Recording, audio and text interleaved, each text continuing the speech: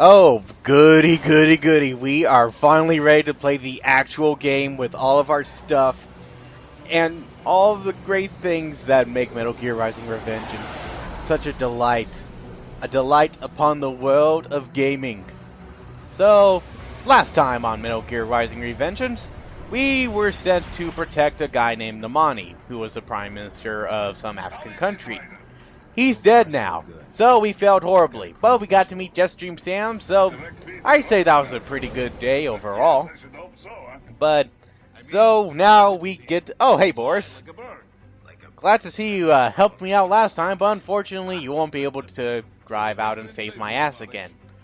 Such a shame, because I'd really like to see you blow something up, Boris. It just seemed within your nature to do that. Oh, hey, Doctor! Hey, it's our German cyborg otaku. He just loves our cyborg goodness. Like how well-defined Raiden's ass is, even in a cyborg body. Or maybe I'm just the only one who ends up staring at Raiden's ass all the time, because it's just right there. Anyway, what's amazing about this cutscene is that it's actually explaining, you know, the mechanics and essentials to surviving in this game, you know, right within the dialogue. And really, that's, you know, a good way to see how well people pay attention to what you're actually telling them, because I'm pretty sure about maybe 2 out of 10 people who play this game, or, you know, certain people with the initials DSP, probably just thought they were going to be handheld through the game, like a little kid through the mall during Christmas, because they wanted to meet Santa, and I'm just rambling here to make up for, you know, the lack of insight I can provide here with my Metal Gear Solid knowledge. But hey, you just like to hear me talk anyway, so here our mission for this chapter is to go to Russia and, you know, stop these cyborg assholes from messing stuff up. And apparently there's still a couple people left there that are on our side, but they can't do anything, which I can understand. I can't really see how an 80-year-old man will walk up to a cyborg monster with guns and all this automated stuff, smack him with a cane and say, "Get out of my country!" Oh yeah, Dozayev, he's not important. Desperados, they are important. Because, well, Dozayev is a no-name jobber. He's pretty much Colin Delaney. And if any of you know that reference, I pity you, because I am sad enough to know that too. And hey, Jetstream Sam's not going to be a problem, because he's on our side. He's a good guy. Just let him do what he wants. He's not doing anything bad to you. He only just, you know, blinded your one of your eyes and cut off one of your arms before it got all fixed up, so, you know, don't put too much blame on him. He's just doing his job, which is to be the most fucking badass, cocky asshole alive to ever exist ever, because Jetstream Sam is a fantastic marvel of douchebaggery and epic sword-cutting awesomeness. And I'm pretty sure anyone who's into Cyborg or any of this stuff is probably having a hard on watching this, with water splashing gently against Raiden's automated body of glory. But anyway, here we are. The real game's about to begin. Let's go. And right away, alright, there we go. Right away, you'll notice that Raiden looks sort of different for some reason. I know the reason why, but I'll explain that in a little bit. Right now, I want to kind of ask something. I'm not sure if I want to go through a lot of the codec conversations, because one, it might slow down the pace of this Let's Play, and two, it's just that, I mean, I like the codex, it's just, you know, I want to get into the thick of the action, which I probably just explain that by saying, you know, I don't want to break the pace here. And already I'm getting my ass kind of whooped by these cyborg grunts, much to my shame. But, hey, what are you gonna do? Besides, get good.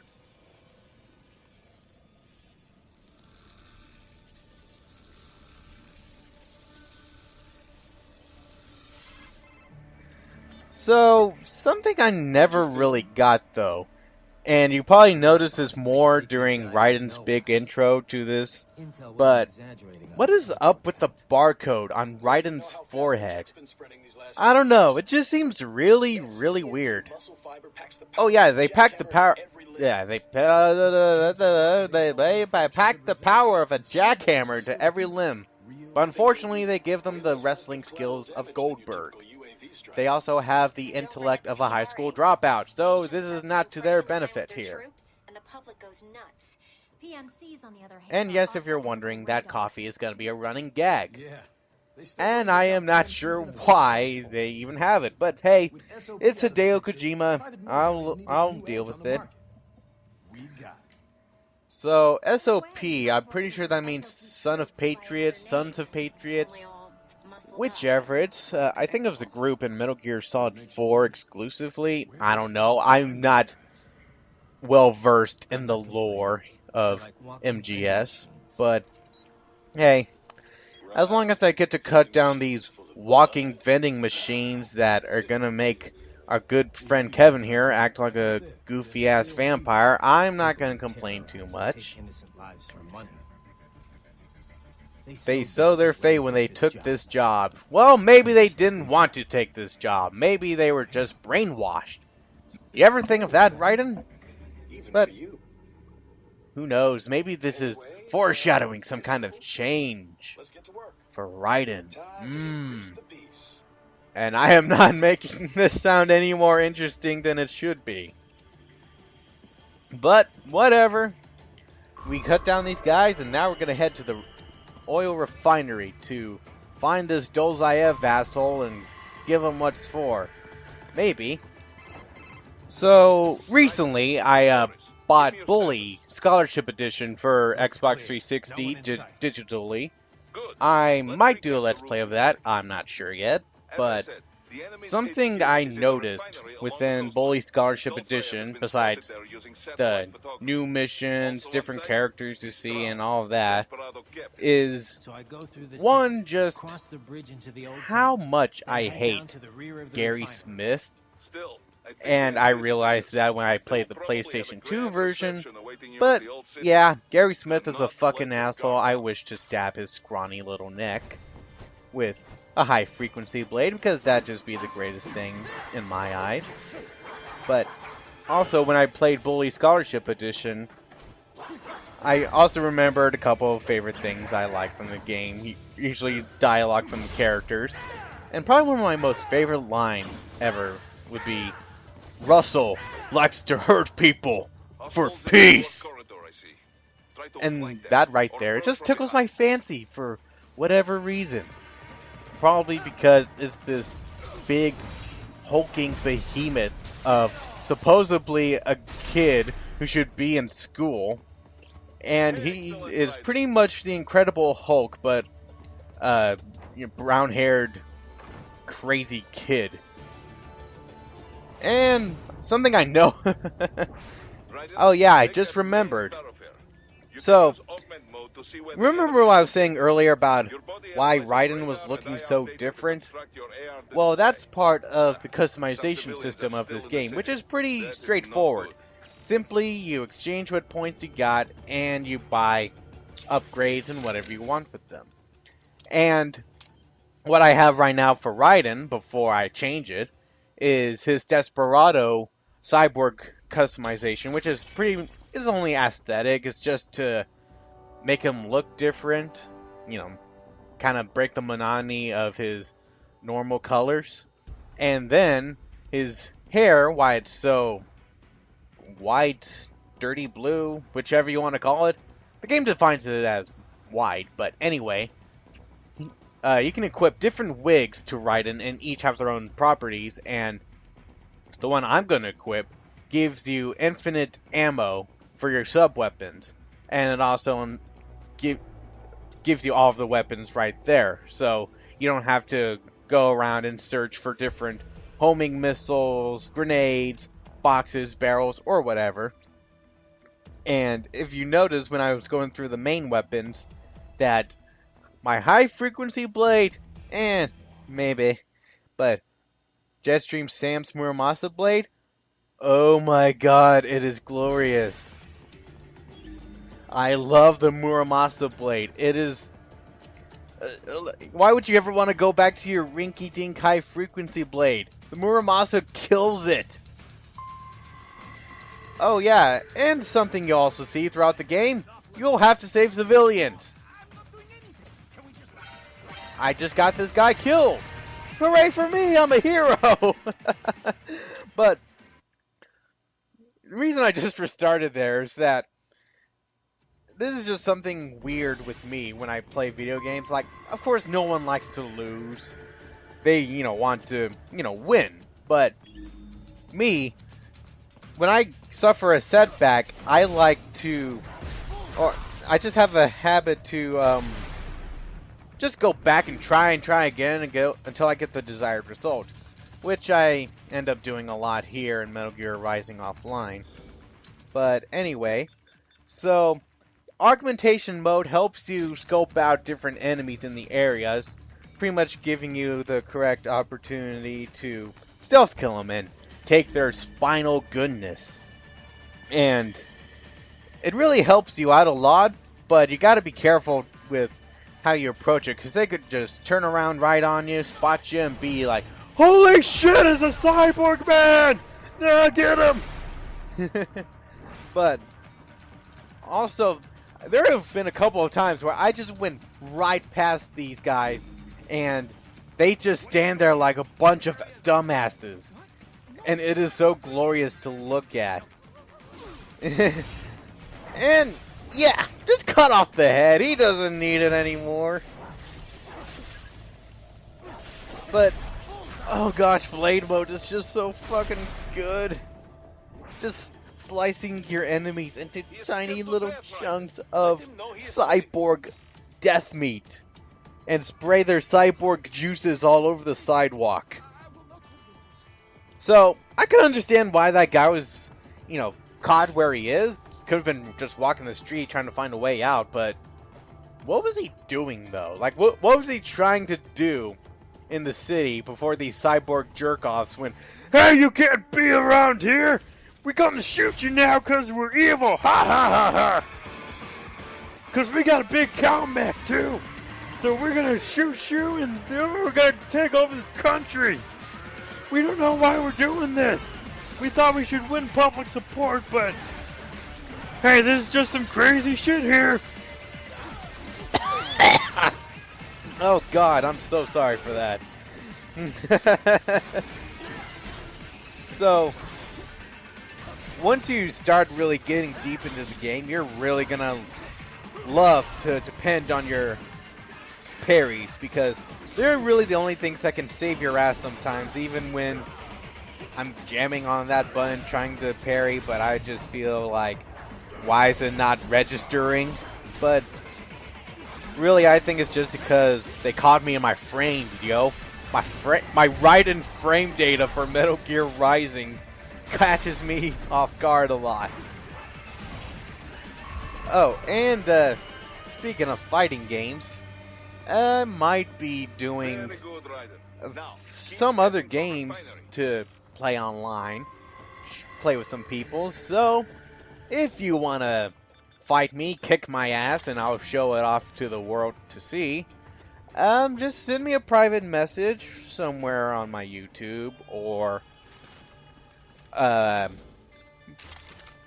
just find me on Xbox Live at RandoChris. That's capital R-A-N-D-O, capital C-H-R-I-S, RandoChris, because I am original like that. And something something I catch myself doing a lot in this game is, just shooting endlessly at these enemies and then ending up getting a rocket launcher up my metal ass here. But oh shit, the mech's going nuts off the ledge, the blood's flying everywhere, even in the air. And, you know, you might think these grunts of cyborg robots, whatever, cyborgs, you know, they could really get you if you're not paying that much attention to them, but don't worry, I'm a Metal Gear Rising expert. That's why I'm hacking endlessly trying to get a spine, even though I couldn't. But whatever, I got the spine from this big dumb cow mech. And I hate the cow mechs because they're just springy, jumpy bunch of assholes who don't have much of a personality to them. I can understand why they don't have much personality. They're robots, but if they're giving you the ability to moo in anger, I think you should let them talk. And I just love to hear what they even have to say to you, like, I beat you, I gonna win, moo. But really, this is just filler for our first real boss fight here. Yeah, that Metal Gear Ray from the tutorial chapter, he's bullshit. He's lame. But this one, he's gonna chainsaw our jaw and pretty much decimate a building. Which leads me to think, why the hell doesn't this boss that's coming up just cut through an entire building to send down on you? I doubt a high frequency blade can take down entire buildings at once. Oh, wait. Oh, shit! No! You can't. God! Oh, boy. I love these kinds of introductions. And here we have LQ84I. Look at your big, dumb head. But this is not what we're going to be remembering this character as, because I don't think people are going to be wanting to say, hey, how about that LQ84I? That doesn't really roll off the tongue anyway. Okay, then. What's the meaning Oh, gosh. And he claims that he possesses intellect beyond human reckoning. So, he's pretty much a subredditor on one of those boards of atheism, or whichever pretentious boards people like to visit anyway. But, whatever, that doesn't matter. We gotta deal with these hot knives through butter. I may analyze orders, but I shall not disobey them. My memory will be wiped. So what, they're just gonna make you into a boring drone dog? Just running around going woof for whenever they give you an order? But who gives a fuck anyway?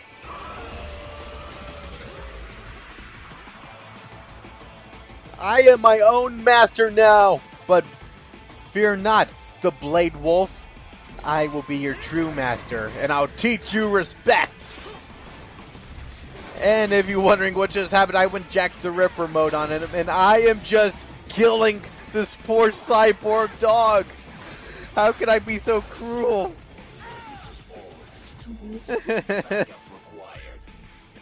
Oh yeah, backup. So you think these random assholes are gonna be the guys that turn the battle in your favor? Yeah, real good intellect there, Blade Wolf. Even though that grenade really just knocked me on my ass. But whatever, these guys are nothing.